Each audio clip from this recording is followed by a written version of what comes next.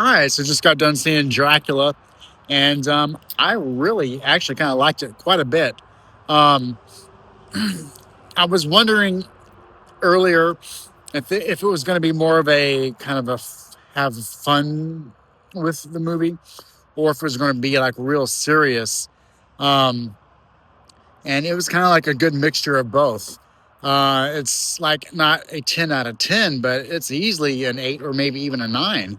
It was like really well done. I thought the pacing was great. The story was well told. It took the Dracula story and changed it up and did little things and added this and moved this scene here and kind of told it in a really refreshing way. And it it like it really respected the story, but did its own thing too. And I thought that was definitely one of the strengths about this movie because, I mean, I'll watch 100 Dracula movies, and if they're all very straightforward, very much the same, that's okay as long as they're good. But if they take chances and fail, then you know.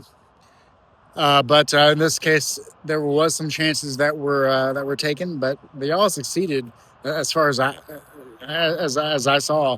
Um, there's a couple of funny moments here and there. There's some odd choices, but they always work out. And yeah, I mean, I'm trying to think of anything negative to come off with, but I mean, there's not really the much. I mean, I was not having a problem really with anything along the way. I was very surprised by how good some of the dialogue was, and how interesting, and how not like since the Francis Ford Coppola's Dracula has a Dracula property done anything as close as being able to tell the romantic story of Dracula, and kind of making him a villain that you feel very really sorry for, but you appreciate in the end. And this version of Dracula does a really great job of showing that character in a slightly different way. Um, yeah, I thought the sound was actually really good. Visually really very nice. The CGI in it fits in very well. It does not feel like a movie that was filmed on a blue screen stage. Like it really felt very real. Like and it's not much to ask nowadays. It shouldn't be anyway for a movie just to look good and feel real enough, at least. But this, yeah, it felt like there was a real world going on. And one of my favorite aspects was how it felt that the year that it took place felt like present day, as far as some of the way people acted, and it kind of gave you like a kind of like a not romanticized viewpoint of the way Paris should be in 1889, but more of like this is probably just kind of what it was a lot like. So I really enjoyed the aspect of it of this real world, but of course, vampires in it. But yeah, I highly recommend it. And like I said, I don't think it's going to be like it didn't really, of course, set out to be like some masterpiece of cinema or anything like that.